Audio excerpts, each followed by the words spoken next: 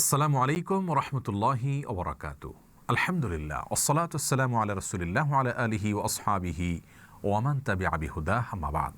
সুপ্রিয় দর্শক শ্রোতা ভাই বোন, মসজিদ নির্মাণ করা অনেক বড় মাপের একটি ইবাদত এবং সওয়াবের কাজ।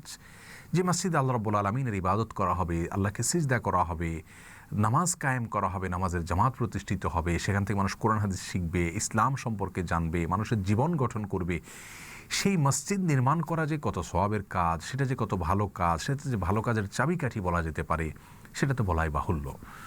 কিন্তু ইসলাম অন্য সমস্ত ইবাদতের ক্ষেত্রে যেরকম দিক এবং নির্দেশনা দিয়েছে, মসজিদ নির্মাণের ক্ষেত্রেও বেশ কিছু দিক নির্দেশনা দেওয়া হয়েছে।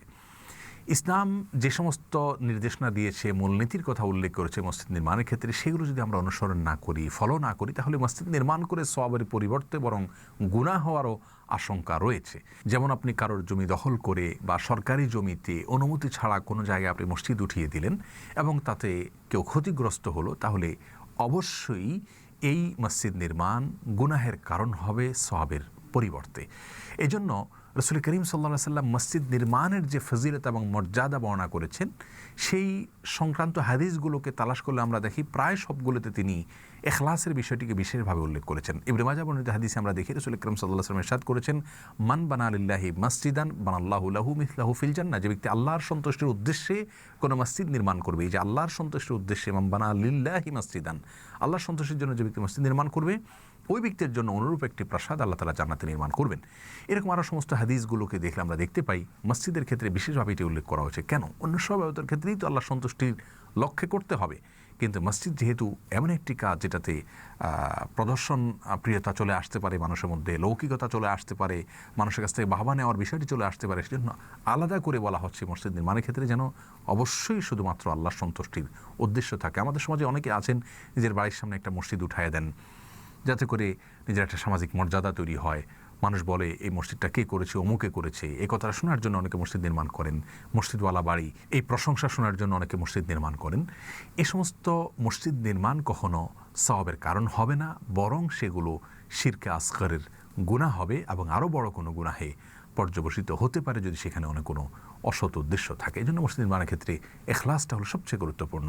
এমনকি আপনি পুরো মসজিদ নির্মাণ করলেন না, নির্মাণ ফান্ডে দান করলেন, সেক্ষেত্রেও আপনার ইখলাস আছে কিনা সে বিষয়টি অনেক বেশি গুরুত্বপূর্ণ। দেখা গেল যে মসজিদে যখন কালেকশন করা হয়, তখন অনেকে নিজের নাম লেখান, খুব জোরে সোরে টাকা পয়সা দেন এবং ইমাম সাহেবকে বলে দেন, কাগজে লিখে দেন অমুকে দিয়েছেন। এটা অনেকে উৎসাহিত করার জন্য যদি হয় তাহলে ভিন্ন কথা, কিন্তু বেশিরভাগ ক্ষেত্রেই মানুষ নিজে দিয়েছেন এই বিষয়টিকে প্রকাশ করবার জন্য বলে থাকেন। ইমাম সাহেব নাম বলতে ভুলে গেলে রাগান্বিত হন। তাহলে বোঝা গেল মসজিদ নির্মাণের ক্ষেত্রে সেটা আমি একাকী নির্মাণ করি অথবা নির্মাণ ফান্ডে অংশগ্রহণ করি, ইখলাসটা হলো সবচাইতে গুরুত্বপূর্ণ বিষয়। আল্লাহ রাব্বুল আলামিন আমাদেরকে সেটা তৌফিক দান করুন। দ্বিতীয় যে বিষয়টি খেয়াল করতে হবে তা হলো মসজিদের নির্মাণ হতে হবে তাকওয়ার উপরে। আল্লাহ রাব্বুল আলামিন বলেছেন, লামাসজিদুন উসসিসা আলা তাকওয়া মিন আউয়ালি ইয়াউম। মদিনাতে সর্বপ্রথম যে মসজিদ নির্মাণ হয়েছে সেদিন থেকে মসজিদ তাকওয়ার উপরে গড়ে ওঠে। মসজিদের ফাউন্ডেশন টাকার উপরে হয় না, বরং তাকওয়ার উপরে হয়। টাকার উপরে যে মসজিদের ফাউন্ডেশন হয়, সে মসজিদ রাসূল আকরাম সাল্লাল্লাহু আলাইহি ওয়াসাল্লাম নির্মাণ করেননি। অতএব মসজিদের ভিত্তি হতে তাকওয়া, মসজিদের দরার হতে পারবে না। কোরআন কারীমে আল্লাহ রাব্বুল আলামিন তাকওয়ার উপরে ভিত্তিশীল হওয়া মসজিদের কথা যেমন বলেছেন, মসজিদের দরারের কথা বলেছেন, লা তাকুম ফিহি আবাদা, আপনি কখনও সেরকম মসজিদে নামাজ পড়বেন না, অর্থাৎ মসজিদ দরারে নামাজ পড়বেন না। প্রিয় দর্শক, আমরা অনেকেই জানি যে মুনাফিকরা একটা মসজিদ নির্মাণ করেছিল রাসূল করিম সাল্লাল্লাহু আলাইহি ওয়াসাল্লাম মুসলমানদের ক্ষতি সাধন করবার জন্য। ক্ষতি সাধন করার উদ্দেশ্যে করলে সেটাকে মসজিদ দরার বলা হয়। আমাদের সমাজেও আজকাল অনেকেই এরকম মসজিদ নির্মাণ করেন যে মসজিদ নির্মাণের উদ্দেশ্য হলো অন্য আরেকটা মসজিদকে মাইর দেওয়া, অন্য আরেকটা মসজিদকে টেক্কা দেওয়া। হয়তো মসজিদ কমিটির লোকদের মধ্যে মত পার্থক্য দেখা দিল বা কারোর সাথে তার মনোমালিন্য দেখা দিল, এটাকে কেন্দ্র করে তিনি আরেকটা মসজিদ নির্মাণ করছেন এবং উদ্দেশ্য থাকে যে ওই মসজিদে যাতে মুসল্লি কম হয়, ওই মসজিদে যেন ডোনেশন কম যায়, সেই মসজিদ থেকে ডোনার এখানে ভাগায় নিয়ে আসা যায়। তাহলে এগুলো কিন্তু আলটিমেটলি আল্লাহর ঘরের সঙ্গে শত্রুতা হয়ে যাচ্ছে। তো এরকম অসৎ উদ্দেশ্যে মসজিদ নির্মাণ কখনো সওয়াবের কাজ হতে পারে না। অনেক সময় দেখা যায় একটা মসজিদ আশেপাশে একটা মসজিদ করে ফেলছে প্রয়োজন ছাড়া। এগুলো সবগুলো আল্লাহর ঘরের প্রতি অসম্মান এবং অমাননা এবং আল্লাহর ঘরের অকল্যাণকামিতা, যেগুলোর কারণে সেই মসজিদ কিন্তু মসজিদের দিরারের খেতাব পর্যন্ত পাওয়ার আশঙ্কা রয়েছে। এজন্য মসজিদে দেরার বানানো যাবে না, তাকওয়ার উপরে প্রতিষ্ঠিত মসজিদ নির্মাণ করতে হবে। তৃতীয় যে বিষয়টি খেয়াল করতে হবে তাহলে মসজিদের জায়গা ওয়াকফ করা হতে হবে। মসজিদের মর্যাদা পেতে হলে অবশ্যই সেই জায়গাটা ওয়াকফ করা হতে হবে। অর্থাৎ কোনো জায়গায় 10 জন 20 জন মানুষ নামাজ পড়ছেন একটা অফিসের একটা জায়গা, যেটা নামাজের ঘর, নামাজের জায়গা, সেটা মসজিদের মর্যাদা পাবে না। মসজিদের মর্যাদা পেতে হলে সেখানে ওয়াকফ করা লাগবে, অর্থাৎ সেই জায়গাটির মালিক সম্পূর্ণ আল্লাহর সন্তুষ্টির জন্য দান করে দিতে হবে, তারপরে সেটা মসজিদের মর্যাদা পাবে। এটা হলো মসজিদ নির্মাণের ক্ষেত্রে তৃতীয় শর্ত, যে মসজিদ হতে হলে সেটা ওয়াকফ করা হতে হবে। ওয়াকফ করা না হলে সাময়িকভাবে কেউ নামাজের জন্য অনুমতি দিলেন তার জায়গাতে, অথবা নিজের জায়গায় নিজে নামাজ পড়লেন সাময়িকভাবে, তাহলে সেটা নামাজের জায়গা হলো সাধারণভাবে, কিন্তু মসজিদের যে মর্যাদা সেটা অর্জন করবে না। 4 নম্বর শর্ত হলো মসজিদ নির্মাণের ক্ষেত্রে অন্য সব ইবাদতের মতোই, অন্য সব আর্থিক কাজের মতোই এখানেও হালাল অর্থকে ব্যবহার করতে হবে, হারাম অর্থকে ব্যবহার করা যাবে না।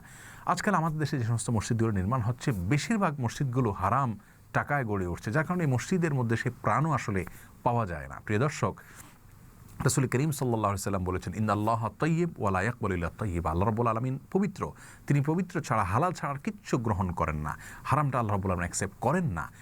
আল্লাহ রাব্বুল আলামিন কোরআনে কারীমে বলেছেন, ইয়া আইয়ুহার রাসূল কুলু মিনাত তাইয়্যিবাতি ওয়া আমালু সালিহ। হে রাসূলগণ, তোমরা হালাল খাবার খাও এবং নেক আমল করো। তাহলে আগে হালাল খাবার খেতে বলেছেন, তারপর নেক আমল করতে বলেছেন। আমরা অনেকে মনে করি অবৈধ উপায়ে আমরা হারাম উপার্জন করে মসজিদে অনেকগুলো টাকা পয়সা দিলে বোধহয় আমাদের সে কালো টাকাগুলো সাদা হয়ে যাবে, হারাম টাকাগুলো হালাল হয়ে যাবে।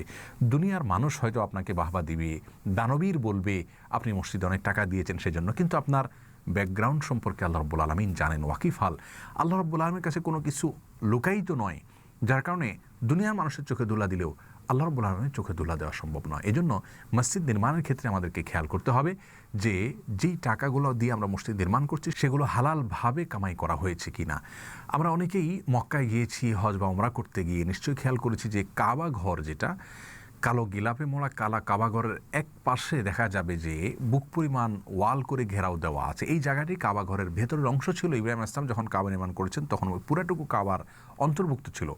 যখন রাসূল করিম সাল্লাল্লাহু আলাইহি ওয়াসাল্লামের দাদা আব্দুল মুত্তালিব পুনর্নির্মাণ করার উদ্যোগ নিলেন, তখন কিন্তু তিনি সেই জায়গাটাকে মসজিদের অন্তর্ভুক্ত করতে পারলেন না, কারণ তারা মক্কার মুশরিকরা, মুশরিক হলে কি হবে, তারা শর্ত দিয়েছেন যে যাদের উপার্জন হারাম থেকে সরাসরি, তাদের টাকা আমরা আল্লাহর ঘর নির্মাণের কাজে ব্যয় করব না। যার কারণে অর্থ সংকট দেখা দেয়। আর অর্থ সংকটের কারণে কিন্তু ওই হাতিমে কাবা যেটাকে বলা হয়, সে অংশটাকে কাবার অন্তর্ভুক্ত তারা করতে পারেন না, শুধু বারান্দার মতো ওয়াল উঁচু করে কাবার সাথে সেটাকে যুক্ত করে রেখেছেন। প্রিয় দর্শক, এখান থেকে যে বার্তা আমরা পাচ্ছি সেই বার্তা অনুযায়ী কজনে আমল করি? বেশিরভাগ মসজিদগুলোতে ইমাম সাহেব, খতিব সাহেবরাও যারা টাকা দিচ্ছেন গণহারে সবাইকে বাহবা দিচ্ছেন। কোনোভাবেই আমরা এটা বলছি না যে আল্লাহর ওয়াস্তে আল্লাহর ঘরে আপনারা হালাল উপার্জন থেকে দান করবেন, হারাম উপার্জন দান করবেন না।